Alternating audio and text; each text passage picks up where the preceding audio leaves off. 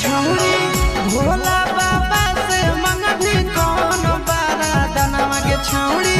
भोला बाबा से मंगभी कौन बारा दनवा छौड़ा भोला बाबा से मंगबै डीजे बजा दे वाला सजनवा छौड़ा भोला बाबा से मंगबै डीजे बजा दे वाला सजनवा छौरी भोला बाबा से मंगभी कौन बारा दनवा के छौरी